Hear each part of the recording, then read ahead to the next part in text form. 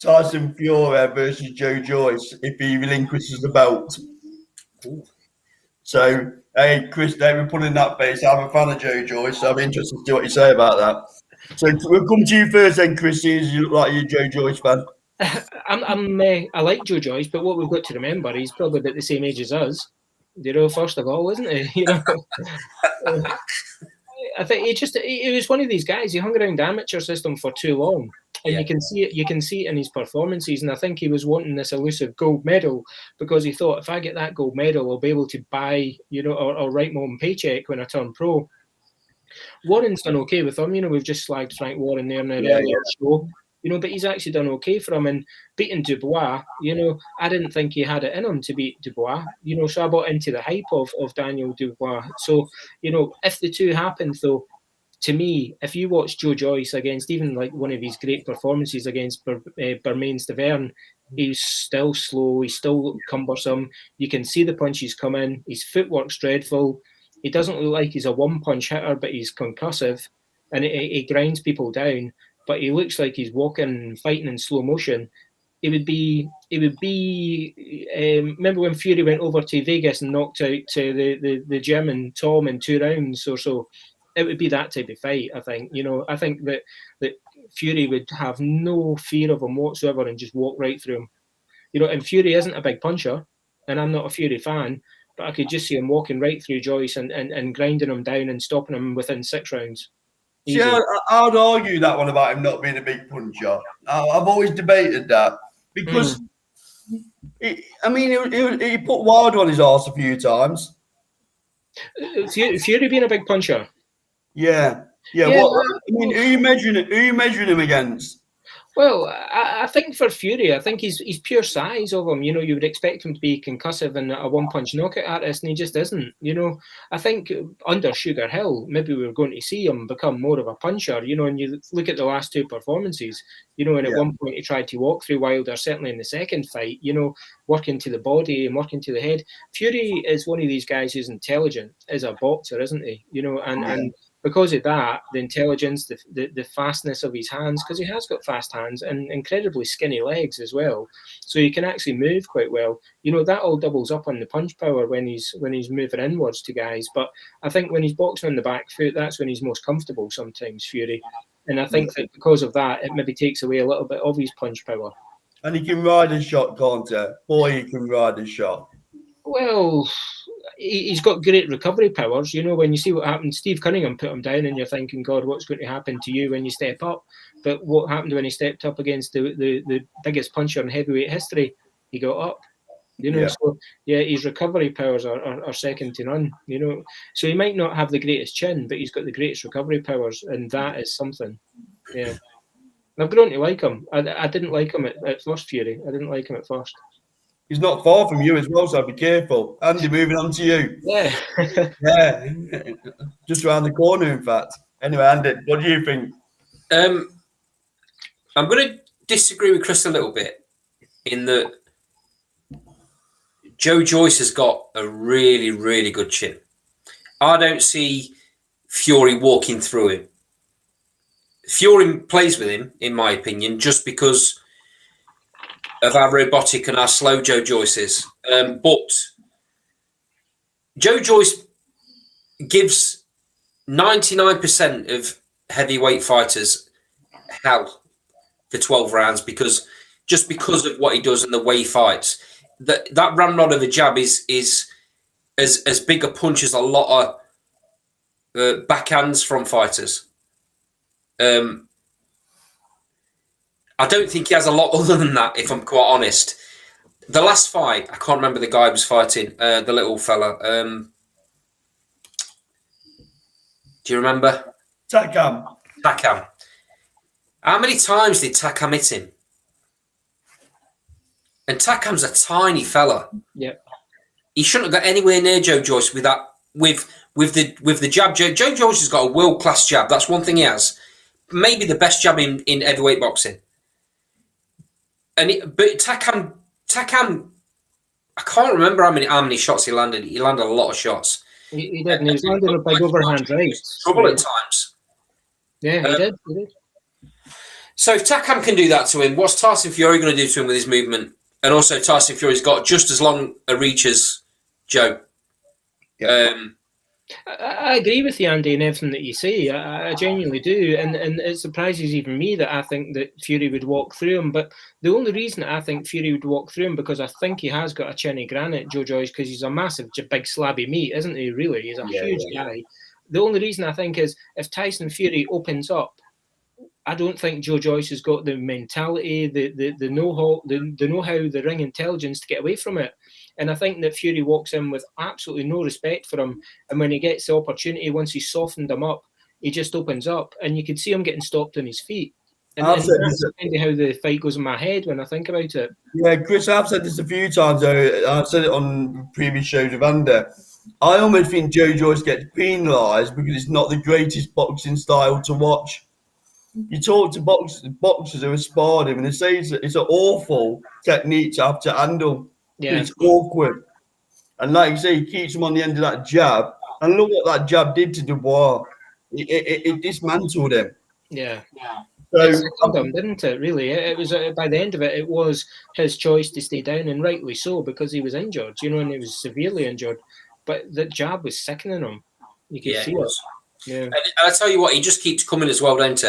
I mean, he was getting. I've just said he got hit 1,000,001 times by Takam, but he just kept coming. I mean that for me might even go 12 rounds against Fury because of how strong Joyce is, but it'll be a complete whitewash. Yeah. It's one of those fights, isn't it? I think it depends on what Fury wants to do in the fight. Yeah. If Fury wants to take him out to make a statement, he'll do it. If Fury wants to box 12 rounds, then he'll do that. That's a bit of an odd rumour that for me. I don't quite see where that's coming from because I'll tell you where I think it's coming from. I think Bob Arum is positioning Tyson Fury to give up that WC belt because I don't think they're going to give Dillian Whyte the split he wants. There you go. Like the rumors that we've all heard though as well is that Tyson Fury will next be fighting at the Principality in Wales. Yeah. Now if you've got that opportunity there, who's an easy fight to make? Joe Joyce. Because you've actually got two Frank Warren style fighters there, as it were, that we've talked upon. The hookup with Bob Arum, Frank Warren. It would be the easiest fight in the world to make, wouldn't it? And it would be BT pay-per-view. If Dillian Whyte doesn't take that Tyson Fury fight, I'll be the most disappointed fan ever because we've been hearing now for 2.5 years. I'm not getting my shot. I understand 80-20 is not really suitable, but it's 80-20 of a damn big purse. Probably his highest payday. So Dillian, if you've got any ambition, jump in. I don't want to be hearing all this now. It's a fight for the WBC title they've been waiting for 2.5 years. You can't be short of a bob or two.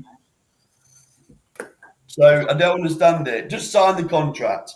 Yeah, and we've been backing him as well for all the time this show's been going. It seems to be a bit of a broken record. But as you say, he's made a hell of a lot of money waiting for that shot. Yeah, he's fought Rivas, he's fought Povetkin twice. He's fought Derek Chisora, so he's made a hell of a lot of money on the back of it. And what does he do? Well, if he doesn't fight Tyson Fury, it would be interesting as to see who he would actually get for that WBC shot. Would he get, Joe Parker? Would he get Andy Ruiz? Would he get someone small like Michael Hunter, say, for example? Who's? I'm not sure. I'm not too sure who number 2 is in the rankings. He's got to be 1 against 2. Whoever's number 2 sat number 2 at. And you would hope that the way that the rankings are, that people would actually step up and do it, But like yourself, I think out of the top 4, would Fury, obviously there, if he gave the belt up, would Wilder then move back into contention? He would still be highly rated. That's another rumour, isn't it? It's another rumour, that he's waiting in the wings. Versus who would you fancy if that fight came across? Deontay Wilder versus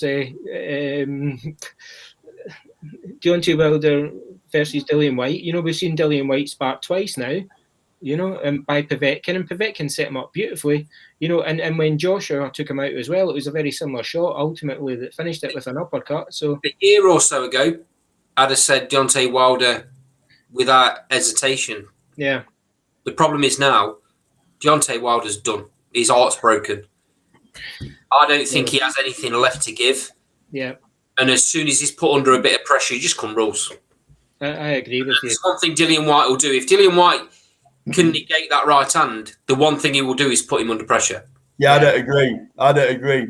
What I think is Tyson Fury made him look a bang average fighter. No other fighter in the world will be able to do that to Wilder, not make him look that bad. No, come on, hold on. Before Tyson Fury got hold of him, we were all saying he's bang average. We were all saying he's only got a right hand. We were all saying he's not fought anybody.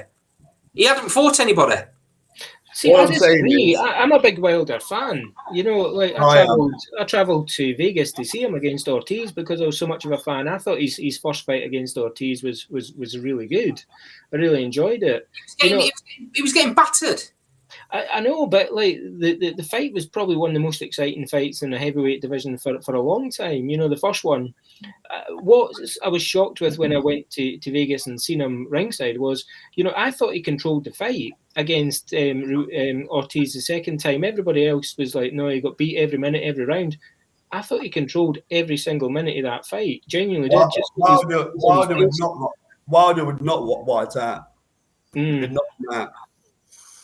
Because let's have it right. If Povetkin can land on him like he did, then Wilder would knock him out. He can't keep concentration. He's been in with no one as good as Wilder. Who's been in with who's on the level? Go on, who? Povetkin's better than Wilder. No, have a day off. He could hardly walk for that fight, and he still beat him. Have a day off. Yeah. He's not been in with anyone who's of Wilder's level. Okay, I'll tell you what. Look at it from this angle. Who's apart from Tyson Fury, who's Wilder fought on the level of the fighters that Whyte's fought? Like who? Well, he's fought nobody. Who are you rating so high there? Ortiz is the only fighter within top 10, top 15 rankings that has gone in against Wilder. Nobody else. He's not fought anybody. Ortiz beats anyone who Whyte's fought. Oh, I couldn't know. Don't be silly. Who then? Who? Ortiz is about 96. Who don't you beat? You'll see when Ortiz fights again. He's about 96, mate. Who don't you beat then? Who don't you beat? Well, he wouldn't beat Povetkin to start with.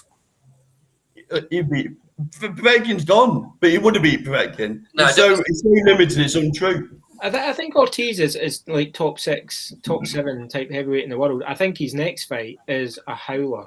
And I don't understand why people are getting excited about it. He's fighting. It's an absolute joke. And to say that it's on pay-per-view.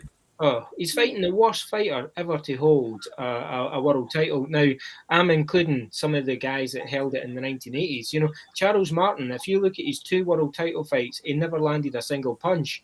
He won the world title fight because the guy injured his knee, then came and got spanked by Joshua. He's not. No, I tell you what, no wonder AJ couldn't get in that ring quick enough for that fight with Charles Martin. Yeah, they bought the title from him. They paid Martin $3 million, you know, and basically said, come over here and, you know, do that. And the worst fight, but it's an interesting fight in some respects because we will see if Ortiz has got anything left, you know, because, again, he was sparked by Wilder, so we'll see where that one goes. But, yeah, it's an interesting one as to where we see Deontay Wilder go. I'm with you. I think his heart's broken, and I don't think he'll ever be the same again.